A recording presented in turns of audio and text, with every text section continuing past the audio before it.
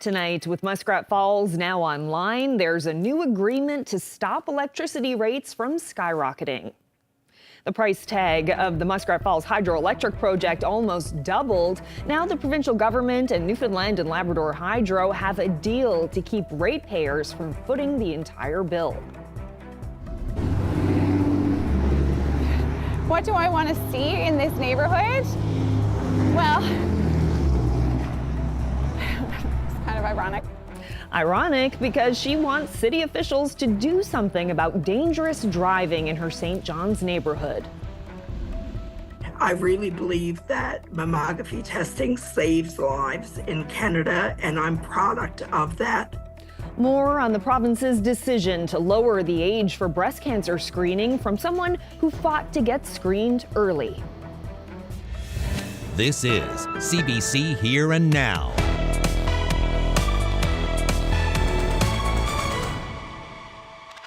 Good evening and welcome to Here and Now. The Muskrat Falls rate mitigation deal has been finalized. The cost of the hydroelectric project nearly doubled from an estimated $7 billion when it was sanctioned to $13.5 billion.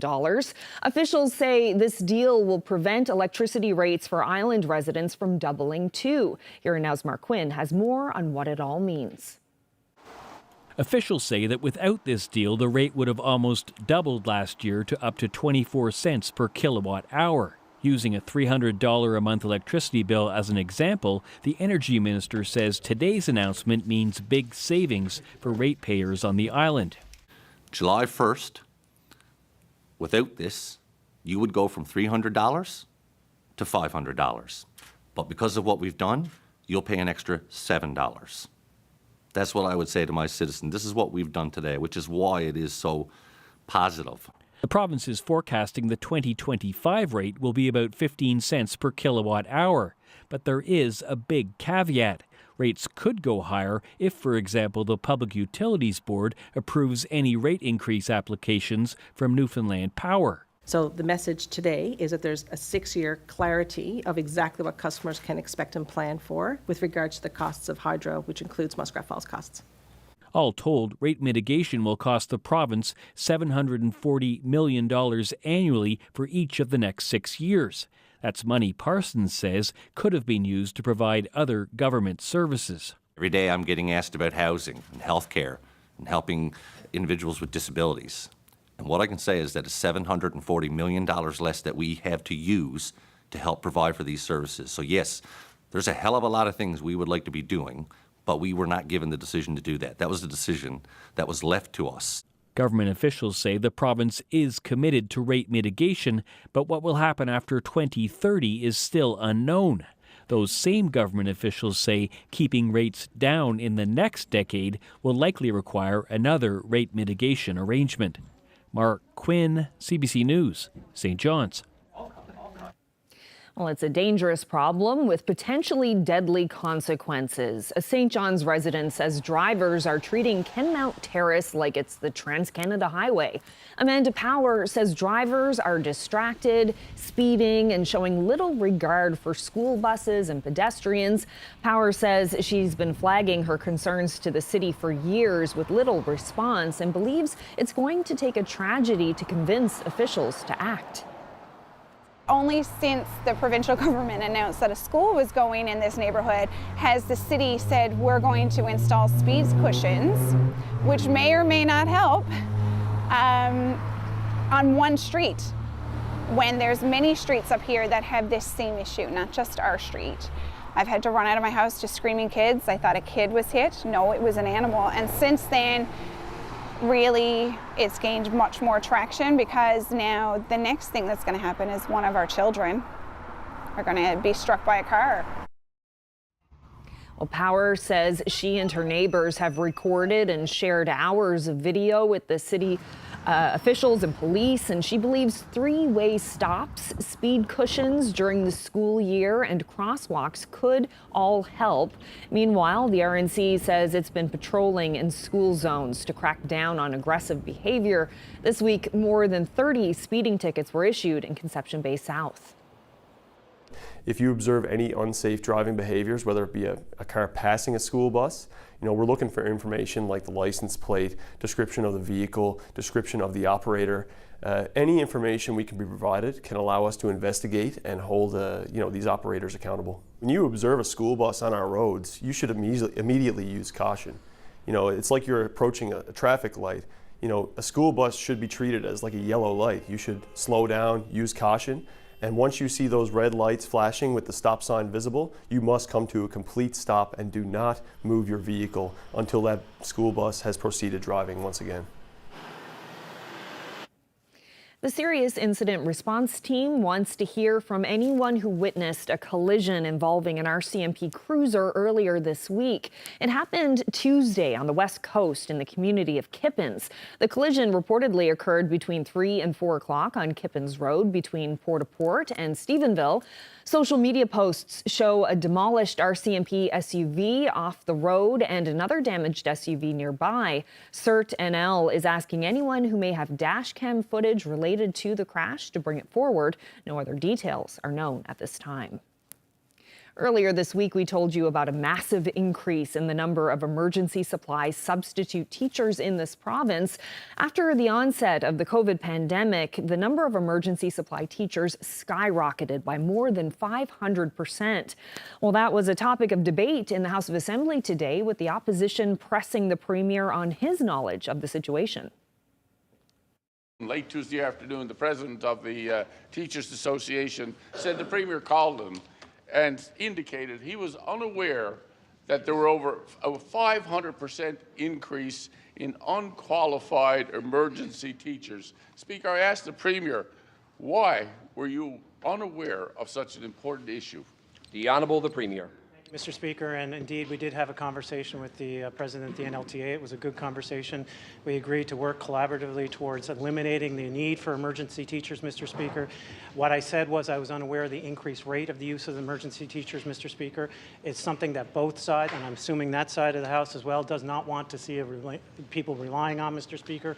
We committed to working with the NLTA towards pilots in addition to the already supports that we have in place towards things like recruitment and retention, mental health, and an ongoing working committee between the Deputy Minister of Education and the President of the NLTA, all of which he said were good steps, Mr. Speaker.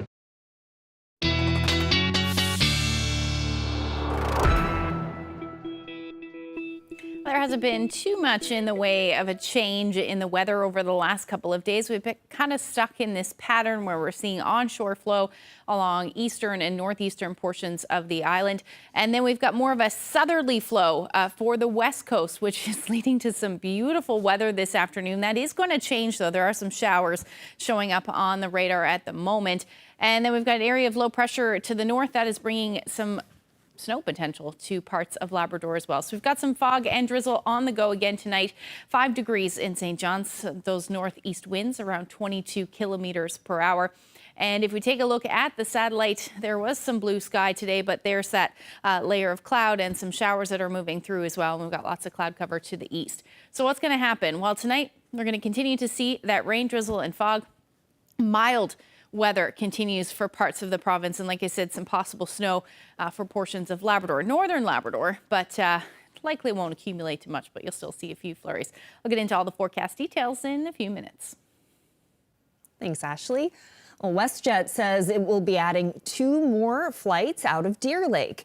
The airline will be bringing back a nonstop flight to Toronto's Pearson Airport and adding a new direct flight to Calgary. Both flights begin this week and run until early September. Officials at the Deer Lake Airport say with more new flights like these, passenger numbers this summer are expected to be higher than before the pandemic. Well, bars and restaurants in downtown St. John's pay a lot more for outdoor patios, about 5 times more than in Toronto, Canada's largest city. That's according to data from the Canadian Federation of Independent Business. It's calling on the City of St. John's to reduce, even waive patio fees this summer to give small businesses a break. Our most recent data shows that 6 in 10 small businesses in the hospitality industry are citing domestic demand as an issue to their business. So being able to use this as one of the levers to welcome more people into their business, expand their footprint, expand their seating, can really help a lot of small businesses really take advantage of that summer. But unfortunately, they're faced with that, close to $2,700 cost right off the top. The fees that are charged for these patios are based on size, so not every establishment will pay the same. So how did you come to the figure of $2,690 for a sidewalk patio in St. John's? So it's from a report that we released in 2023, measuring these costs across Atlantic Canada. And because it was based on several different cities, we chose to use the size of a generic parking spot around 11.89 square meters. If we look at averages, around Atlantic Canada, the average is around $995. But if we take away St. John's cost, the average is just over $650. And again, looking at Canada's largest city, Toronto, the average cost there is around $570. So in St. John particularly, that's quite a lot. It's higher than the Atlantic region. It's higher than Canada's largest city. But essentially what we saw during the pandemic were many cities choose to waive these patio fees. And we think this would be a good way, if they can't waive them, perhaps reduce them, just to make sure they're not weighing down on small businesses in the hospitality industry. The city of Halifax chose to waive patio fees during the pandemic. They estimated that came to a cost of around $40,000. So not significant. In St. John, it could be different because of those high costs. But look, the overall benefit that these have to the communities in terms of bringing people downtown, property value in general in the surrounding community is definitely a benefit to those areas. Lots of smiling faces on the West Coast today. Memorial University's Grenfell campus is holding its spring convocation today. Students gathered at the Arts and Culture Centre in Corner Brook today to receive their diplomas. Those in arts and science programs got their degrees earlier today, while students in fine arts, business and education will convocate later this evening. The St. John's campus will hold its convocation at the end of the month. Well, Maggie Connors of St. John's and her PWHL Toronto team are headed to a do-or-die playoff Game 5. It took into a second overtime period, but Toronto lost to Minnesota 1-0 last night. The fifth and deciding game goes on Friday. If Connors and her teammates win that game, they'll face Boston for the first ever PWHL championship. 2 seconds, that's all Boston needed.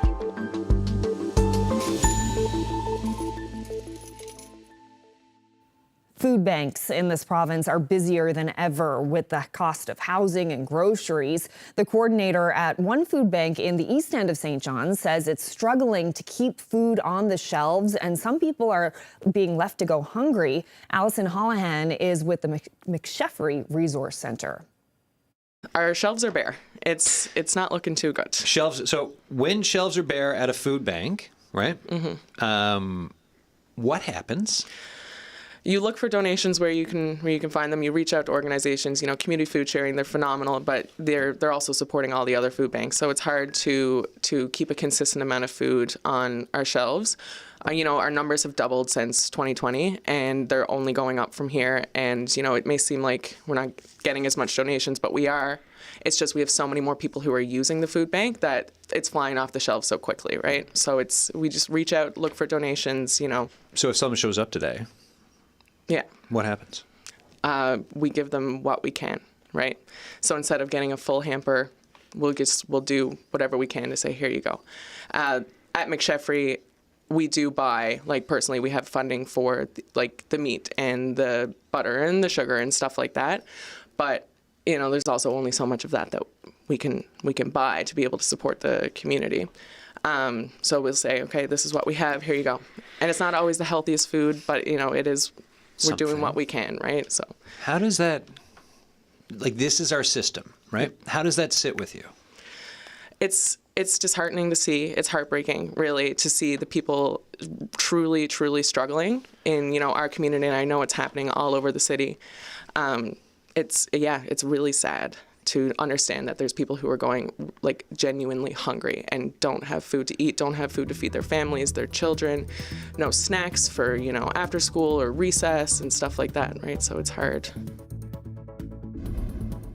All parts of the province reached 20 degrees again today. We'll talk about how long that is going to stick around and if any other parts of the province are going to see temperatures like that.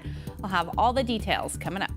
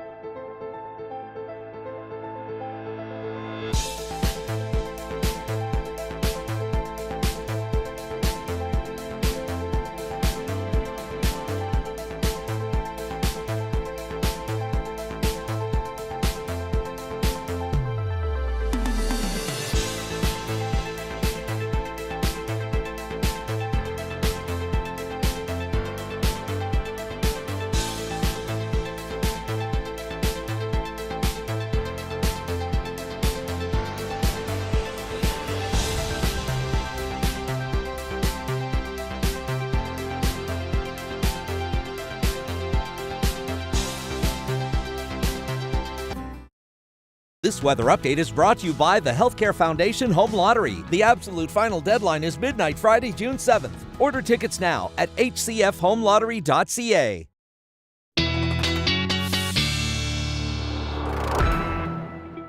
Ashley, you mentioned before the break that some places in the province are seeing 20-degree weather, which is kind of hard for me to fathom right now. It's been like single digits here. But what places are the warmest? Yeah, not too far. Parts of the Burin Peninsula are seeing some beautiful temperatures, as well as the West Coast. Let's take a look at those temperatures out there. So 20 degrees in Marystown today. St. Lawrence saw the same thing. You actually broke a record this afternoon. Same thing for Burgeo, sitting at 13 degrees, but that broke a record today as well. And then parts of the West Coast, Stephenville, 20 degrees, 18 in Corner Brook, very different from what it was yesterday. In fact, nearly double. 18 in Deer Lake today as well. But And we did reach 12 degrees in St. John's. It was earlier today, and that temperature steadily dropped through the afternoon.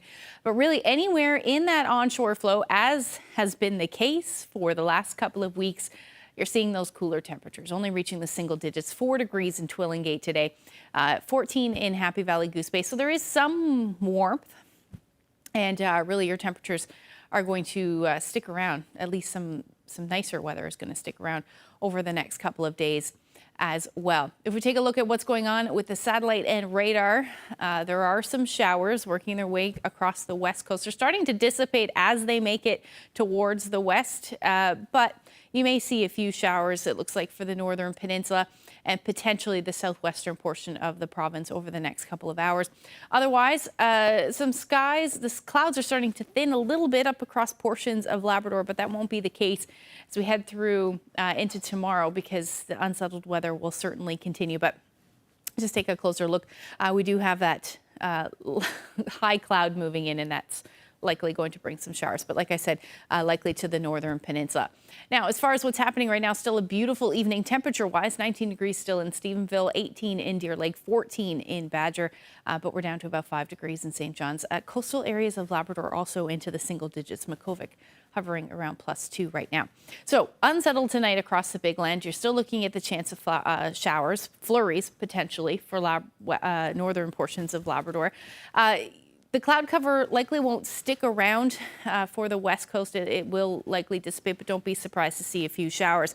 And then that onshore flow continuing, another round of showers. Looks like it'll move in, drizzle, fog, and potential for showers for the Avalon through the overnight period. Temperatures tonight 2 to about 5 degrees. Along the south coast, though, only down to about 8 tonight. Overall, the winds will be out of the north or the east, somewhere between 10 to maybe 20 kilometers per hour max. And Labrador, for the most part, to the west, you're looking at temperatures well below zero, about -4, and then hovering around 1 or about +3 for the rest of the Big Land. As we head into tomorrow, again, unsettled up across the Big Land. You may pick up a couple of centimeters for northern portions of Labrador through the day. It may mix with rain a little bit further south, but central areas of the coast and then the southeast, you will be seeing the chance of some patchy showers through the afternoon. Again, northerly flow. Anywhere in that northerly flow along the northeast coast, expect those temperatures in the single digits. But to get away from that, I do think the clouds may thin out a little bit, a little more potential for some sunshine at times. Definitely not as gray as it has been over the last little bit. Central areas of the province, west coast of the province, of the island rather, is going to be a beautiful day tomorrow. You're looking at lots of sunshine, but the clouds will be on the increase through the night as we continue to see that onshore flow, so the clouds will continue to track further inland. Tomorrow, there's your temperature. So I have 6 degrees in St. John's, but areas outside of the coast, I do think we'll see those temperatures a tad warmer than that, maybe between 11 and 15. But northwest winds 20 to 40 kilometers per hour, so a bit more brisk than they have been for the past couple of days. As you head towards central, you're looking at temperatures, again, away from that onshore flow, reaching 11 to 13 degrees. But Twillingate, you'll still be hovering around 4 degrees with that potential for some drizzle through the day. West coast, another beautiful afternoon, 18 to 20 degrees, maybe a bit cooler along the south coast, but still beautiful. 12 to 13 degrees will be your daytime highs. For the northern peninsula, southeastern Labrador, again, just the chance of a few showers, nothing overly impressive, but those gray skies certainly sticking around, and between 5 to about 9 degrees through the afternoon. Temperatures staying in the teens for central and western Labrador.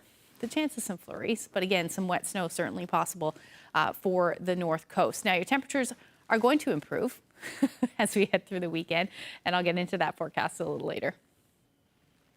Great. Thanks, Ashley. Well, as we heard earlier, some drivers are treating a residential road in St. John's like a highway. That's according to Kenmount Terrace resident Amanda Power. She says drivers show no regard for stopped school buses, pedestrians, and little is being done to address the daily and potentially deadly problem. She spoke with the CBC's Arlette Lazarenko.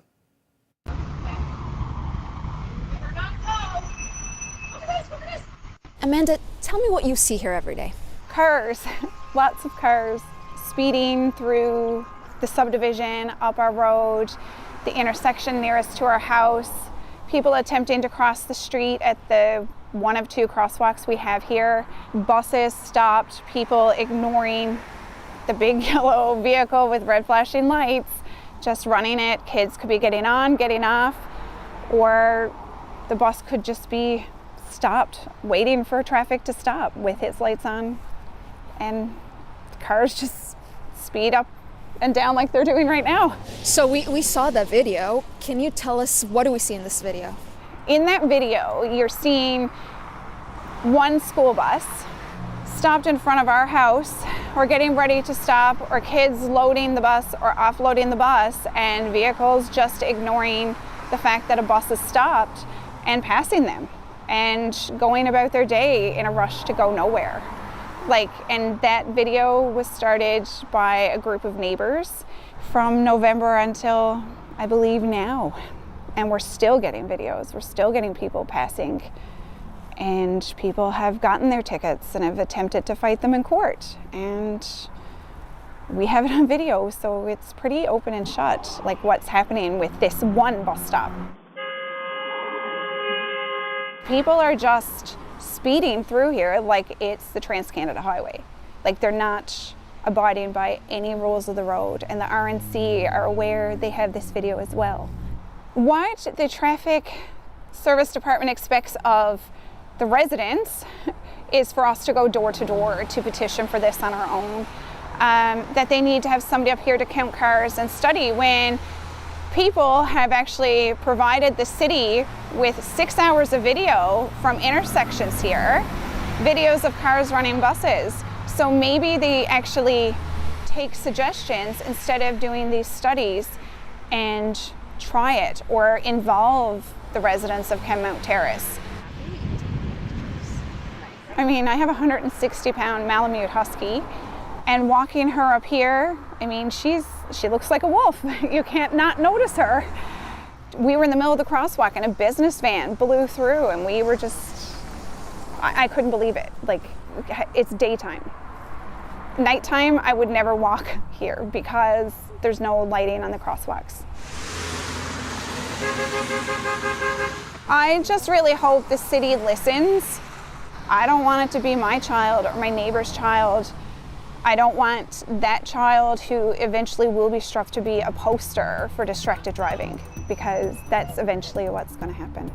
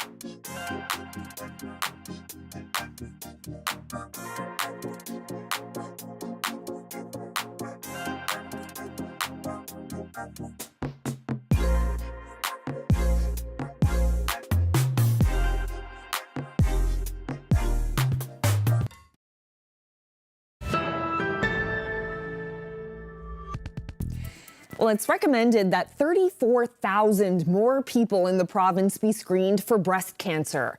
This after government lowered the age for regular screenings by a decade from 50 down to age 40. Now, it's all based on new national guidelines from the Canadian Cancer Society. And joining me now from Nova Scotia is the Society's Manager of Advocacy for Atlantic Canada, Heather Mulligan. Thank you so much for being here. Thank you so much for the opportunity.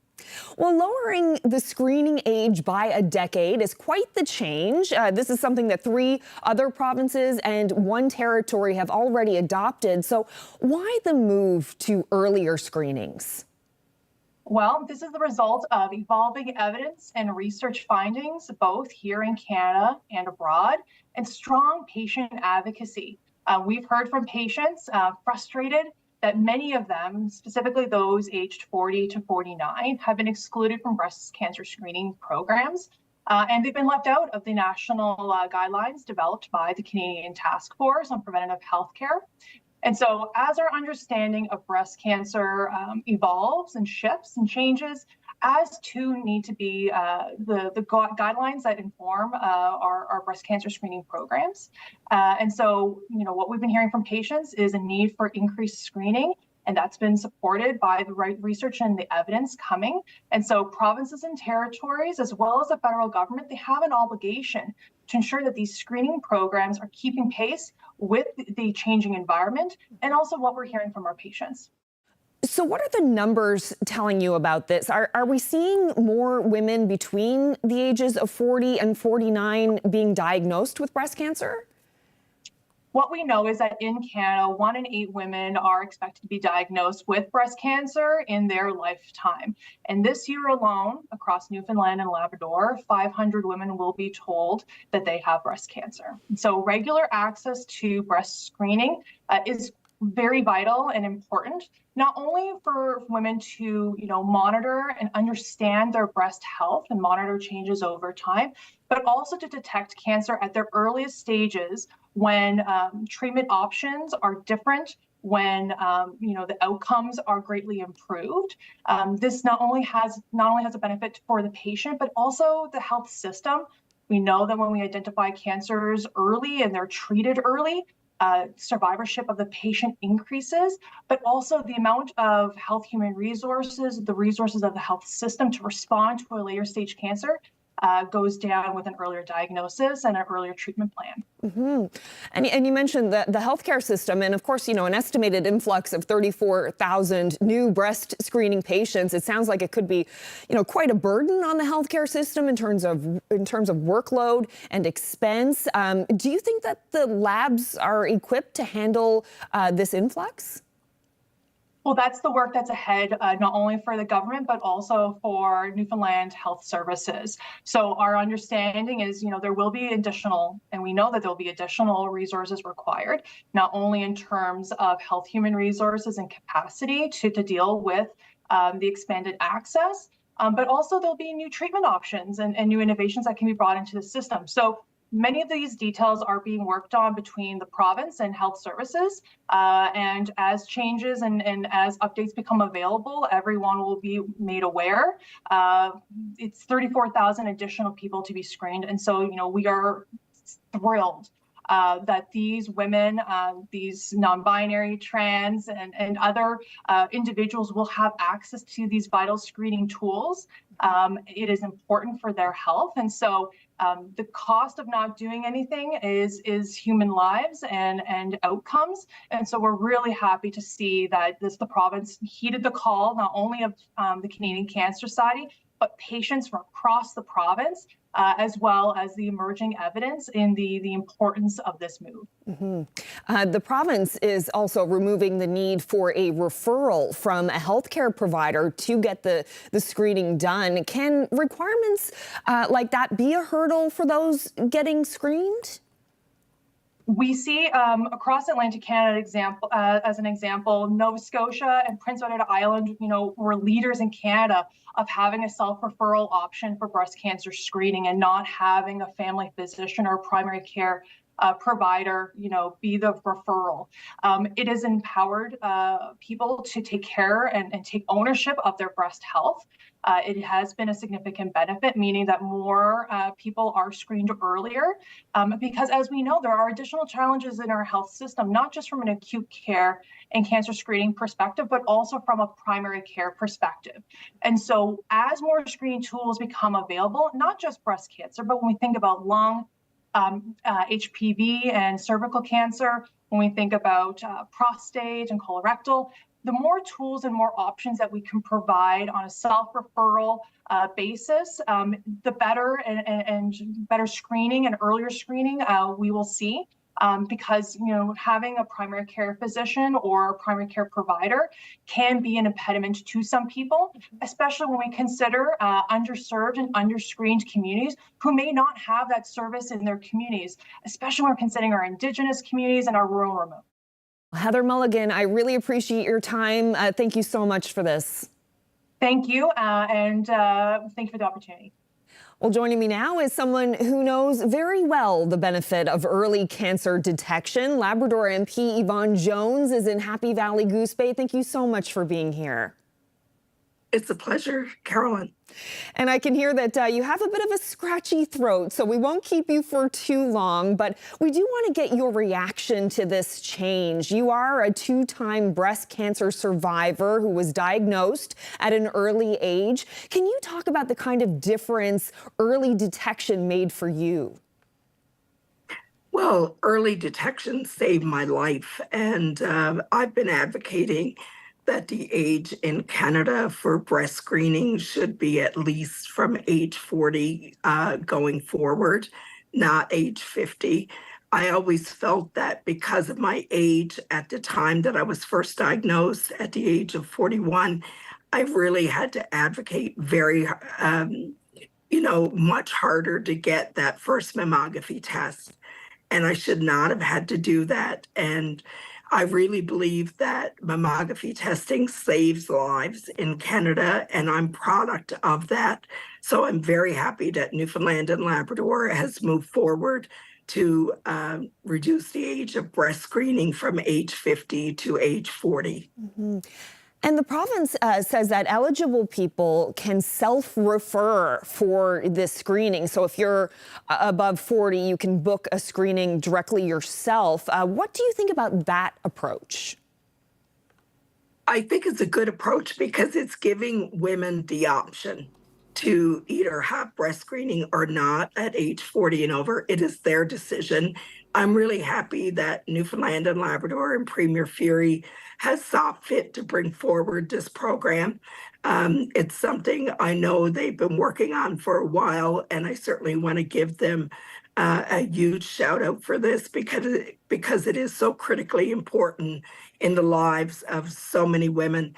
And I hope that the next step will be that we can reduce the age right across Canada. And just one final question for you. We can hear the hoarseness in your throat and your voice, but aside from that, how are you feeling these days? Thank you for asking, Carolyn. Actually, the hoarseness in my voice is the result of my career, I think, as a politician, constantly talking and making speeches. My health is very good. I obviously still suffer from a low immune system on occasion, but my health is very good. And I've had the most wonderful care of the healthcare system in Newfoundland and Labrador. I'm back working full time. In fact, today I was in Sheshatshiu with Chief Etienne Rich, and we announced 33 new homes for the community of Sheshatshiu. which is something I'm very proud of. And so I keep plugging on every day. I am no different than anyone else in this province who battles cancer and comes out successfully. I've embraced life. I enjoy every day I get up and go to work for the people of Labrador. And I just feel that I have been very blessed in my life. And I'm very grateful for the fact that I feel as well as I do. So I apologize for my voice today. It's obviously because of all the travel and all the talking lately. So it happens on occasion in this business. Well, Yvonne Jones, it's great to hear that you're feeling well. Thank you so much for your time and for your reaction to this news. Thank you, Carolyn, for all you do for people in the province. Thank you to CBC. Well, while this eligibility change has been announced, it hasn't actually been implemented yet. Newfoundland and Labrador Health Services says it's still working to get the proper resources in place to accommodate the increased demand, and no timelines were given on when earlier screening for those between 40 and 49 will be available. The authority says those in that age range who feel they do need breast screening now should discuss it with their primary health provider or visit a walk-in clinic.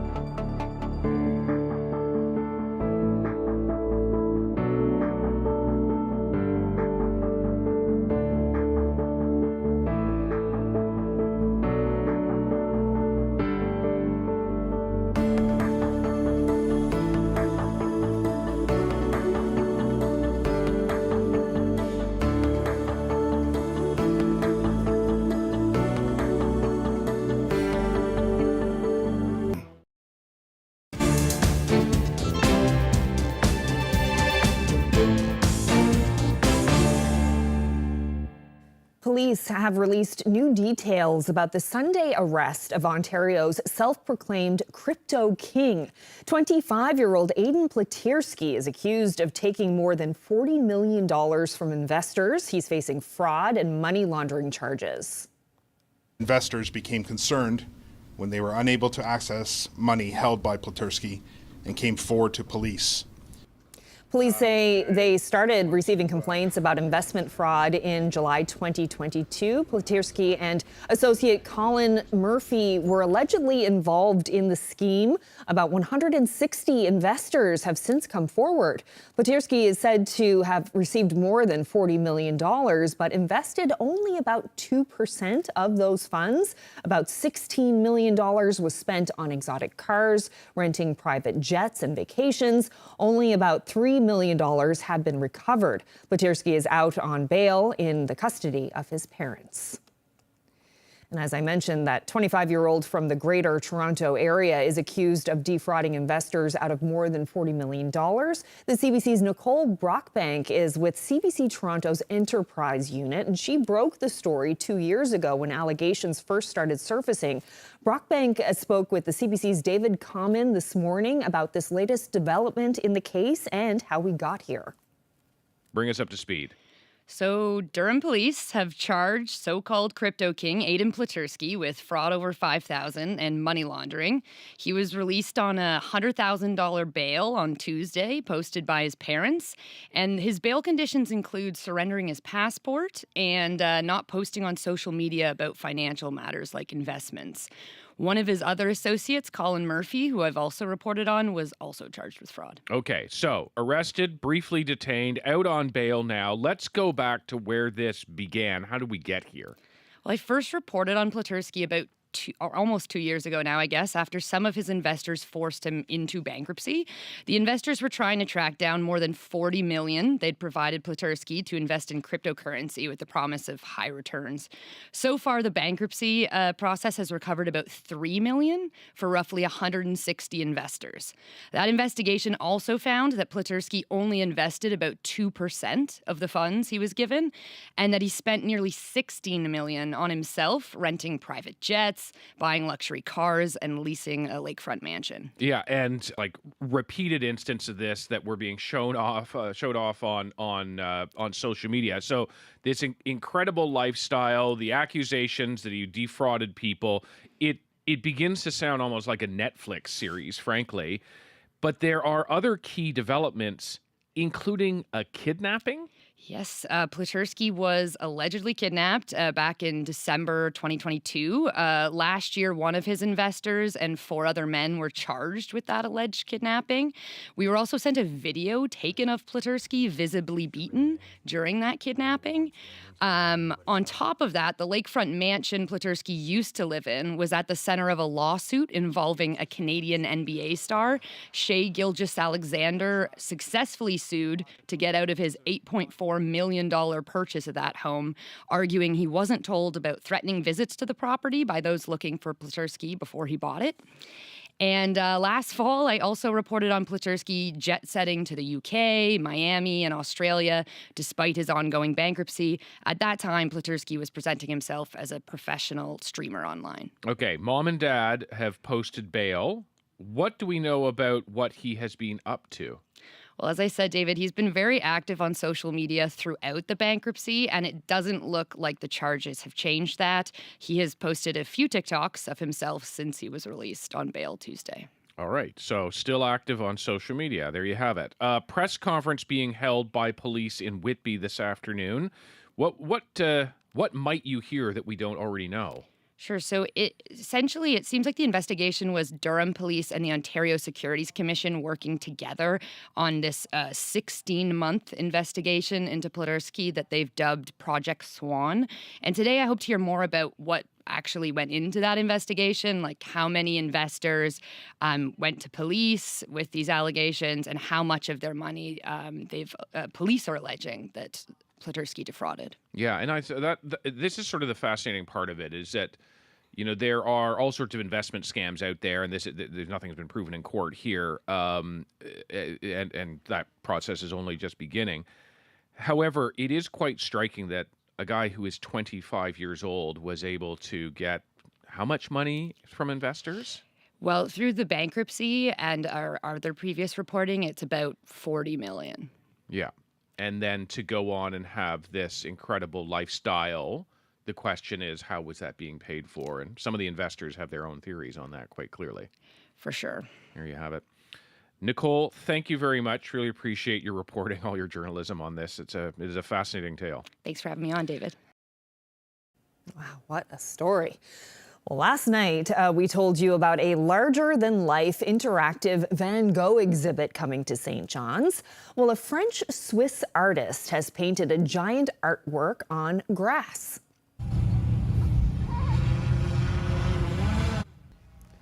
Wow, land artist Sipe is known for creating massive frescoes on grass, sand, and snow. He uses eco-friendly paint, mostly made out of chalk and charcoal. This one, called Bright Dreams, shows a little girl tilting a lighthouse to help guide a boat.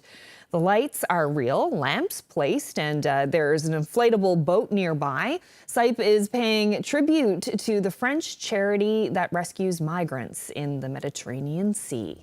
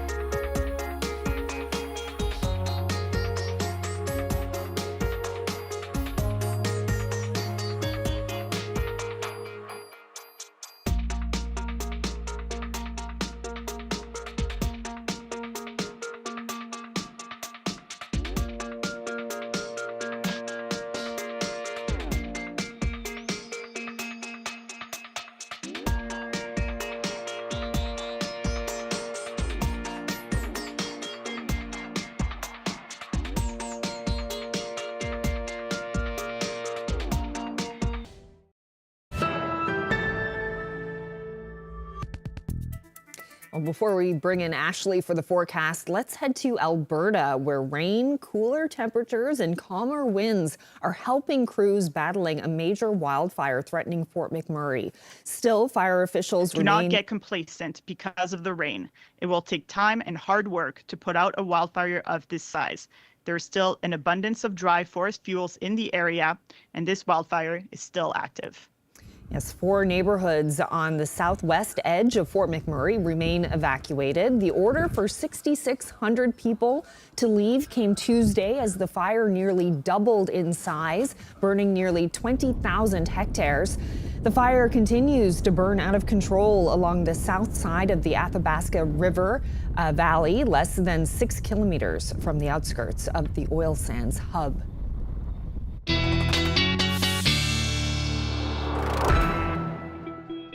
Yes, hopefully the weather starts to work in their favor as they try to battle that fire. It's scary stuff. Yeah, definitely need some rain. Lots of rain out west and in the Northwest Territories. Very extreme drought at the moment.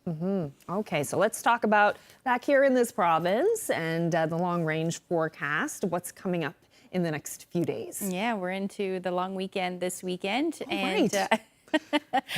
It doesn't look like things are going to change too dramatically for parts of the province. Let's just take a look at what's going on. So quiet through the night on Friday, just some showers, but that will generally end.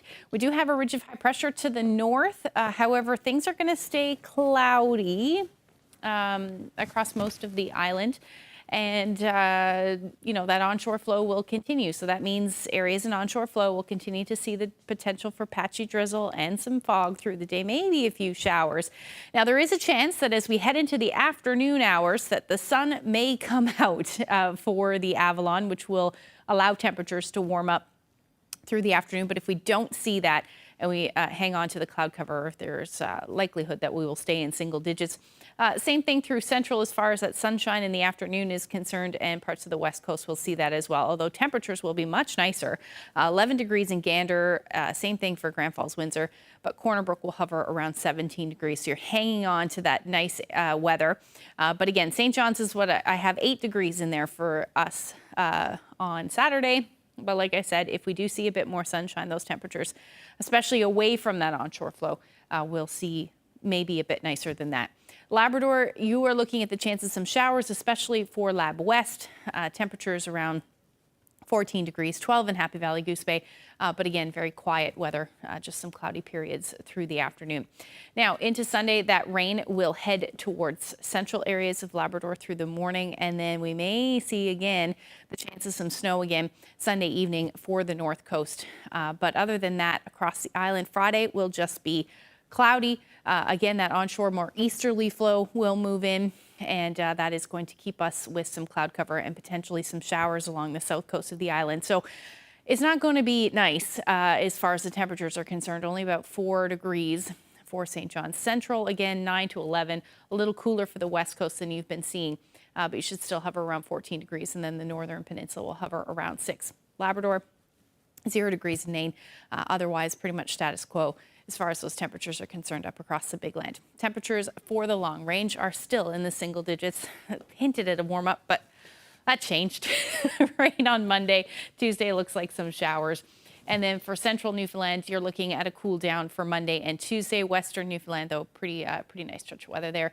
13 to 15 or 14 or 15 degrees rather. Warming up by Monday for eastern Labrador. Some showers will return on Tuesday. And then we're looking at pretty unsettled for Lab West. Still some sunshine, but still the chance of some showers in there as well. Photo tonight, a lovely evening in Little Bay Islands. Georgina Parsons shared this great shot with us. And if you have any weather photos that you would like to share with us, we'd love to see them. Send them to my Facebook page, or you can email them to nophotos@cbc.ca. Oh, another beauty shot. Thank you, Georgina, for that. Just gorgeous. What a difference between the weather in the east and the west of the island. And it's been pretty consistent all week. That's what happens when you get into that blocking pattern pattern.